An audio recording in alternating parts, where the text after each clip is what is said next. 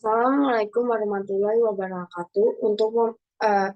Perkenalkan, nama saya Titania Ayustiasi dengan nomor NIM 187205664. Di kesempatan kali ini untuk memenuhi ujian akhir semester ganjil, saya akan menjawab soal dengan mata kuliah Pendidikan Ekonomi dengan dosen pengampu Ibu Eka Putri SPD MPDE. Saya akan menjawab 5 question dari Ibu Eka. Yang pertama yaitu, jelaskan tujuan dan fungsi manajemen keuangan dalam pembiayaan lembaga pendidikan. Tujuan dan fungsi dari manajemen keuangan dan pembiayaan adalah untuk memperoleh dan mencari peluang sumber-sumber pendanaan bagi kegiatan sekolah agar bisa menggunakan dana secara efektif dan tidak melanggar aturan yang membuat laporan keuangan dan transparan dan akuntabel diantaranya yaitu yang pertama,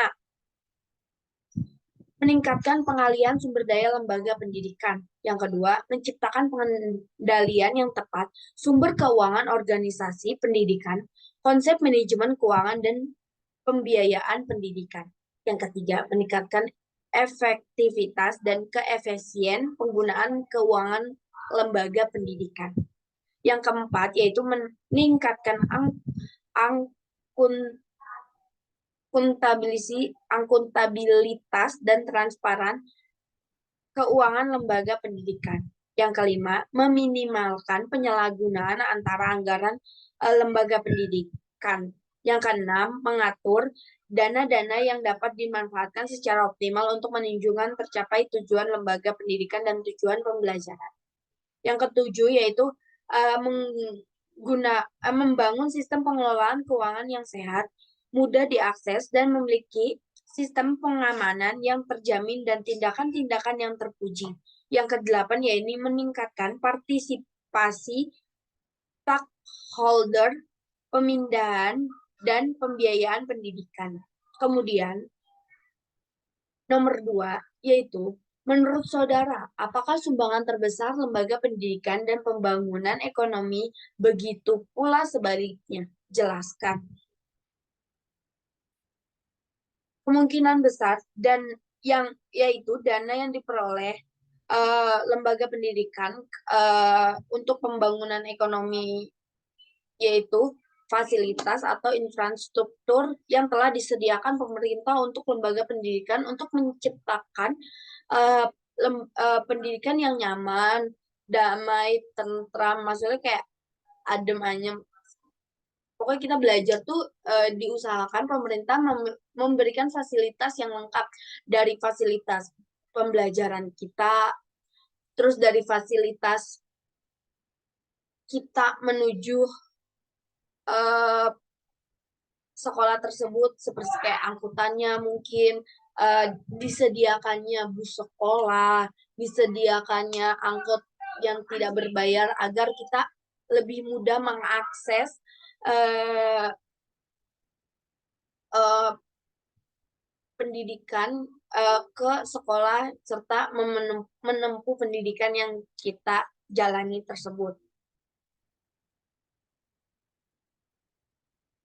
Kemudian begitu pula pendidikan ekonomi, pembangunan pendidikan ekonomi kepada lembaga pendidik.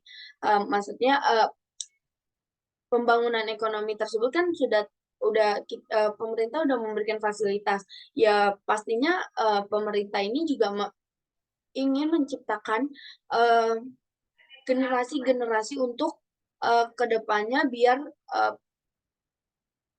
bisa membangun infrastruktur tersebut. Jadi kayak kita memberikan fasilitas supaya generasi kita ini bisa meneruskan nantinya pendidikan. Jadi biar pembangunannya lebih merata mungkin. Yang ketiga, menurut saudara, apa saja indikator yang dapat dilakukan untuk mengukur keberhasilan pendidikan dan apa saja faktor-faktor yang mempengaruhi keberhasilan pendidikan tersebut?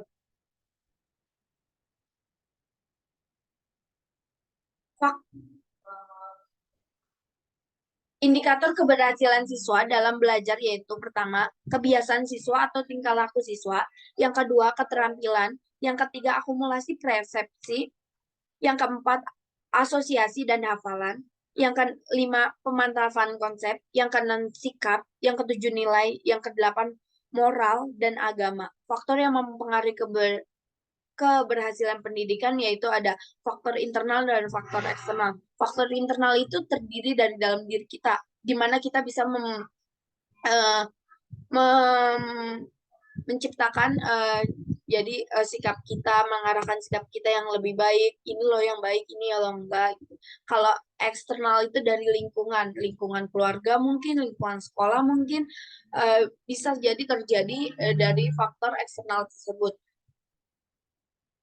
Keberhasilan pendidik yaitu jika lingkungannya sudah tidak baik, maka tidak akan tercapai pendidikan yang berhasil. Tetapi jika kita bisa menyikapi tersebut, yaitu dibilang ada faktor eksternal dan faktor internal. Kalau kita berada di lingkungan faktor eksternal, bukan tidak bakal jadi jelek, tapi namanya kita berada di lingkungan jelek akan ada terbawanya, tapi mungkin nanti atau kapan kan kita tidak tahu. Jadi dalam faktor internal kita juga kita harus bisa mencegahnya itu sendiri agar menyediakan keberhasilan pendidikan yang baik. Kemudian, menurut saudara, apakah saja manfaat yang diterima setelah menjalani proses pendidikan? Jelaskan, yaitu pendidikan adalah suatu proses pembelajaran mengenai pengetahuan dan keterampilan yang bisa dilakukan di mana saja dan kapan saja. Pendidikan dapat diperoleh bagi setiap orang dimulai dari kecil sampai tua. Pendidikan sangat penting bagi semua orang yang bertujuan mencerdaskan dan mengembangkan potensi dalam diri. Dengan semakin bertumbuh dan berkembang, setiap individu bisa memiliki kreativitas, pengetahuan yang lebih luas, kepribadian yang lebih baik, dan menjadi lebih baik dan bertanggung jawab. Kita sebagai generasi muda merupakan garda terdepan dalam membangun bangsa dan setiap generasi penerus bangsa, di mana generasi sekarang harus memiliki kemampuan dan pengetahuan yang lebih luas dan untuk kedepannya. Selain itu, penting pendidikan itu sangat berperan penting dalam mengajukan negara yang menghasilkan sumber daya manusia yang berkualitas.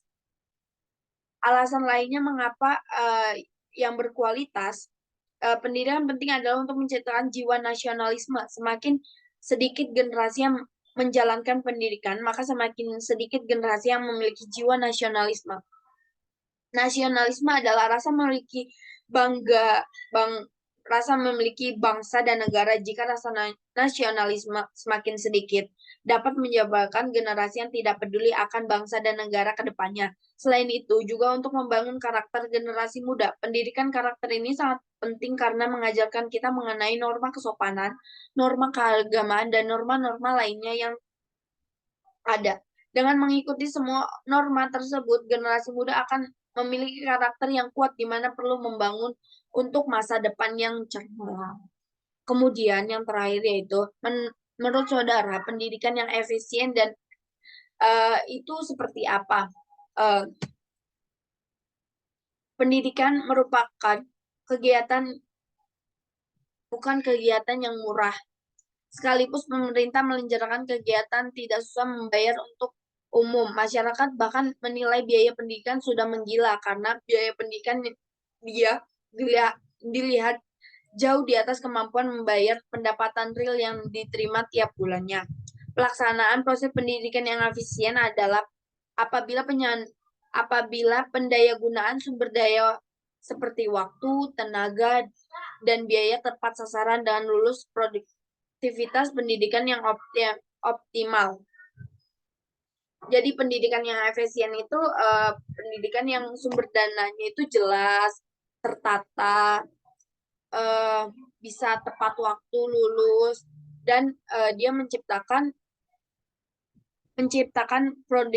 produktivitas pendidikan yang optimal. Tetapi di Indonesia ini pendidikan di Indonesia ini jauh dari kata efisien, di mana pemanfaat sumber daya yang ada tidak menghasilkan lulusan yang diharapkan. Bahkan pengangguran di Indonesia lebih dikarenakan karena kualitas pendidikan yang telah mereka peroleh. Pendidikan yang mereka peroleh tidak menjamin mereka dapat bekerja sesuai jenjang karirnya. Jadi di Indonesia ini tuh banyak eh, lulusan yang tidak tahu mau ngapain. Jadi kayak ambil salah jurusan itu dia salah itu jauh dari kata efisien. Jadi kak balik lagi sih ke diri kita masing-masing juga. Banyak kok yang sekolah tinggi-tinggi tapi tidak punya apa-apa, maksudnya otaknya kosong itu banyak. Tapi eh, pendidikan itu sangat penting karena apa? Salah satu faktor untuk pendidikan yaitu kan mengurangi tingkat kemiskinan yang ada, mengurangi pengangguran. Jadi mau nggak mau kita juga harus menempuh pendidikan sampai lulus, sampai tuntas. Terima kasih. Wabillahi taufiq walhidayah. Wassalamualaikum warahmatullahi wabarakatuh.